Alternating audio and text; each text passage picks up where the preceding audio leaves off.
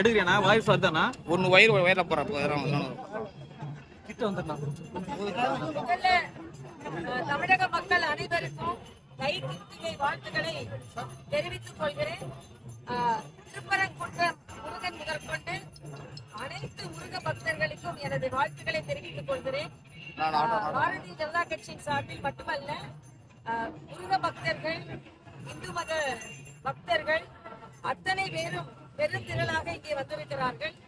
இது எதை காண்பிக்கிறது என்றால், இந்து மதத்தை நிந்தனை செய்தால் யாரும் தமிழகத்தில் வாழ முடியாது, தப்பிக்க முடியாது என்பதைத்தான் இது காட்டுகிறது. திருப்பரங்குன்றத்தில் எழுந்திருக்கின்ற எழுச்சி தமிழகம் முழுவதும் எழுச்சியாக மாறும். அங்கே எங்களது உரிமையை யாருக்கும் விட்டுக் கொடுக்க மாட்டோம். குறிப்பாக அது குன்றம் தான், அது திருப்பரங்குன்றம் தான், ஸ்ரீகுன்றம் தான், சிக்கந்தர் மலை கிடையாது. என்றைக்குனாலும் அது திருப்பரங்குன்றம் முருகனுக்கானது. இந்த உரிமையை பறிப்பதற்கு யார் முயற்சி செய்தாலும் முருக பக்தர்கள் சும்மா இருக்க மாட்டார்கள் என்பதைத்தான் திருப்பரங்குன்றத்தில் எழுந்திருக்கின்ற எழுச்சி காண்பிக்கிறது. பாரதிய ஜனதா கட்சி முருக பக்தர்களுக்கு முற்றிலுமாக உடன் இருக்கும். அதற்கு போராடும் இந்து முன்னணி சகோதரர்களுக்கு நான் எனது வாழ்த்துக்களை நான் தெரிவித்துக் கொண்டேன். அதே மாதிரி இன்னைக்கு ராகுல் காந்தி தலைமையில் துணைவேந்தர்களுக்கு நியமனம் பற்றி ஒரு ஆர்ப்பாட்டம் நடைபெற்றுக் கொண்டிருக்கிறது. திராவிட முன்னேற்ற கழகம் சொந்த மாவட்ட தலைவர்கள், கூட்டணி கட்சியின் மாவட்ட தலைவர்களை துணைவேந்தர்களாக நியமித்துக் கொண்டார்கள். அந்தந்த முதலமைச்சருக்கு வேண்டியவர்களையும் துணைவேந்தர்களாக நியமித்துக் கொண்டார்கள். ஆக அரசியல் சாயம் பூசாமல் துணைவேந்தர்கள் நியமனம் செய்யப்பட வேண்டும் என்றால் புதிய திட்டத்தின்படி வைஸ் சான்சலர் துணைவேந்தர்கள் நியமிக்கப்பட வேண்டும் என்பதை தான் மரியாதைக்குரிய மோடி அவர்கள் வலியுறுத்துகிறார்கள்.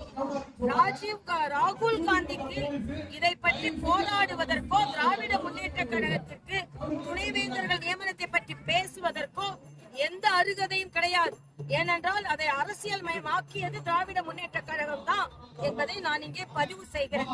அதே மாதிரி இங்கே நாராயணசாமி நாயுடுவை பற்றி ஸ்டாலின் பெரிய ஒரு கடிதம் எழுதி அதற்கு வலைவெல்லாம் வைப்பேன்னு சொல்றாரு.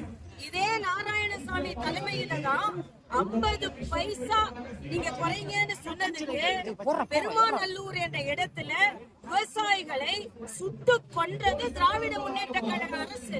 இன்னைக்கு உண்மையிலேயே திமுக பாவ விமோசனம் செய்யணும்னா இன்னைக்கு பிரயாக்ல போய் ஸ்டாலின் செய்ய வேண்டும்.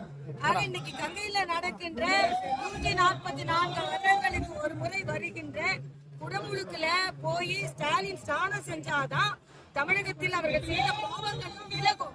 ஏனென்றால் இதே விவசாயிகளை பெரும்பாலும் சுட்டு கொன்றவர்கள் திராவிட முன்னேற்ற கழகத்தை சார்ந்தவர்கள். இவர்களுக்கு பாவ பரிகாரம் அங்கதான் போகணும் என்பது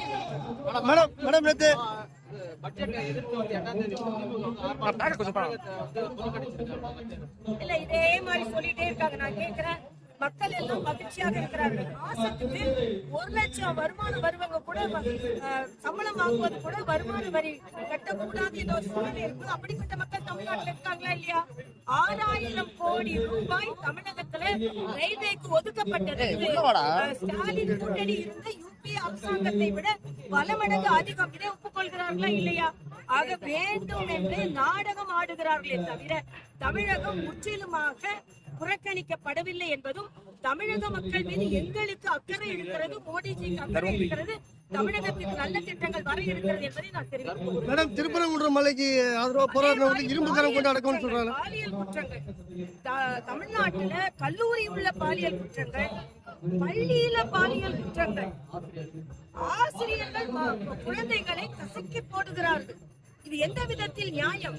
இவர்களுக்கு கடுமையான தண்டனை கொடுக்க வேண்டும். ஏன் எல்லாருக்கும் தைரியம் வருதுன்னா, திமுக கொடியை கட்டிட்டு போனா எல்லாரும் விட்டுருவாங்க. திமுக பேரை சொல்லிட்டு போய் அது யார் அந்த சாருன்னு கண்டுபிடிக்க மாட்டாங்க, யார் அந்த காரணமும் கண்டுபிடிக்க மாட்டாங்க. ஏனென்றால் யார் இந்த பார்ல உட்கார்ந்து டாஸ்மாக்ல குடிச்சிட்டு எல்லா குற்றங்களும் நடைபெறுகிறது. அதனால் திமுக முதலில் இதில் கவனம் செலுத்த வேண்டும் என்று எல்லாருமே இந்துக்கள், பாஜக இந்துக்கள், இந்துக்கள் பொதுமக்கள் போய் அங்க reporter பேட்டி எடுக்க தெரியும்.